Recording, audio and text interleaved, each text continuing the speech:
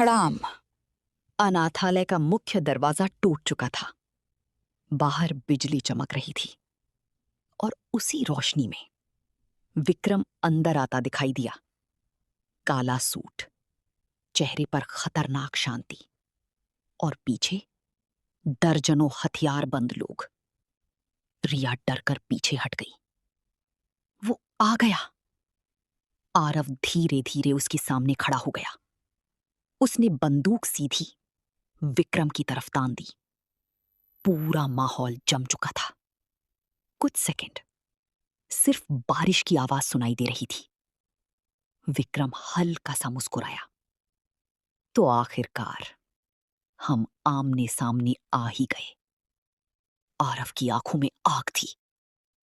आज ये खेल खत्म होगा। विक्रम हंस पड़ा। खेल? तुम अभी खेल समझे ही कहां हो। तभी उसने हाथ उठाया और अगले ही पल उसके आदमी पूरे अनाथालय में फैल गए। रिया घबरा गई। आरव, ये लोग हमें मार देंगे। लेकिन आरव अब पीछे हटने वाला नहीं था। उसने धीरे से कहा, आज नहीं। आज कोई मरेगा तो सिर्फ विक्रम। तभी थाई पहली गोली चली। पूरा अनाथालय गोलियों से गूंज उठा। कांच टूटने लगे, दीवारों में गोलियां धंसने लगी। कबीर तुरंत बच्चों को लेकर पीछे भागा। वो दिल से सोचता था। इतना कहकर उसने गोली चला दी। ठाएं! गोली आरव के कंधे को छूते हुए निकल गई। आरव दर्द से पीछे गिर पड़ा। रिया चीख उठी, आरव! लेकिन अगले ही पल आरव ने भी गोली चला दी। ठाएं! इस बार विक्रम के हाथ से खून निकल पड़ा। पहली बार उसके चेहरे की मुस्कान गायब हुई। पूरा हॉल शांत हो गया। उसके आदमी हैरानी से उसे देखने लगे, क्योंकि शायद पहली बार किसी ने विक्रम को घायल किया था। विक्रम ने धीरे धीरे अपने हाथ का खून देखा, फिर आरव की तरफ देखा और मुस्कुराया। लेकिन इस बार उस मुस्कान में गुस्सा था।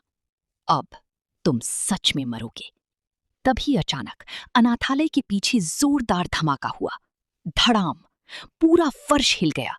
कबीर चिल्लाया, बम! और अगले ही पल पूरे अनाथालय में आग फैलने लगी। धड़ाम! पूरा अनाथालय विस्फोट से कांप उठा। दीवारों में दरारें पड़ गईं। चारों तरफ आग फैलने लगी। रिया डर से चीख उठी, आग लग गई! बच्चे रोने लगे। धुआं तेजी से पूरे हॉल में भर रहा था। कबीर घबराकर चिल्लाया, हमें यहां से निकलना होगा। लेकिन विक्रम अब भी वहीं खड़ा था। उसकी आंखें सिर्फ आरव पर थीं, जैसे बाकी दुनिया उसके लिए मायने ही नहीं रखती। आरव दर्द से अपना घायल कंधा पकड़कर उठा। उसकी सांसें तेज चल रही थीं, लेकिन उसने सबसे पहले रिया और बच्चों की तरफ देखा। तभी छत का जलता हुआ हिस्सा नीचे गिरा। धड़ाम! आग और फैल गई। एक बच्चा वहीं फंस गया। बचाओ! रिया उसकी तरफ भागी, लेकिन रास्ते में आग की दीवार खड़ी हो चुकी थी। विक्रम ने ठंडी आवाज में कहा, छोड़ दो उन्हें। रिया चीख पड़ी, वो बच्चे हैं। लेकिन विक्रम के चेहरे पर कोई भाव नहीं था। कमजोर लोग हमेशा जल जाते हैं। ये सुनते ही आरव की आंखों में गुस्सा फट पड़ा। उसने विक्रम का कॉलर पकड़ लिया। तू इंसान नहीं है। विक्रम ने उसकी पकड़ हटाई और धीमी आवाज में बोला, इंसान बनकर इस दुनिया में जिंदा नहीं रहा जाता। तभी पीछे से एक और धमाका हुआ। अब पूरा अनाथालय आग में घिर चुका था। कबीर चिल्लाया, आरव, छत गिरने वाली है। लेकिन आरव ने जवाब नहीं दिया। वो सीधे आग के बीच भागा, उस बच्चे को बचाने। रिया की आंखें फैल गईं। वो मर जाएगा।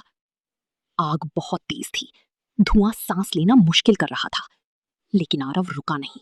वो जलती लकड़ियों के बीच से गुजरा और आखिरकार बच्चे तक पहुंच गया। बच्चा रो रहा था। आरव ने उसे अपनी बाहों में उठाया और वापस भागने लगा। तभी चर्र! ऊपर की जलती हुई छत टूटने लगी। रिया डर से चिल्लाई, आरव! अगले ही पल भारी लकड़ी सीधे आरव के ऊपर गिर गई। धड़ाम! पूरा हॉल शांत हो गया। कबीर के चेहरे का रंग उड़ गया। नहीं! रिया की आंखों में आंसू आ गए। आग लगातार बढ़ रही थी। कुछ सेकंड तक कोई हलचल नहीं हुई। विक्रम भी वहीं खड़ा देख रहा था। फिर अचानक जलती लकड़ियों के बीच से एक हाथ बाहर निकला। आरव। उसके हाथों में अब भी बच्चा सुरक्षित था। रिया की आंखें भर आईं। पहली बार उसने किसी को अपनी जान जोखिम में डालकर दूसरों को बचाते देखा था। आरव लड़खड़ाते हुए बाहर आया। उसका चेहरा जल चुका था, कंधे से खून बह रहा था, लेकिन उसने बच्ची को सुरक्षित नीचे उतारा। पूरा माहौल शांत हो गया। विक्रम उसे घूर रहा था। उसकी आंखों में पहली बार अजीब सा भाव दिखाई दिया, गुस्सा या शायद सम्मान। तभी दूर से पुलिस सायरन की आवाज आने लगी। पीयूं, पीयूं। कबीर चौंक गया। पुलिस? विक्रम हल्का सा मुस्कुराया। आज तुम्हारी किस्मत अच्छी है। फिर उसने रिया की तरफ देखा। चलो। लेकिन इस बार रिया पीछे हट गई। मैं आपके साथ नहीं जाऊंगी। पूरा माहौल अचानक जम गया। विक्रम की आंखें ठंडी हो गईं। क्या कहा तुमने?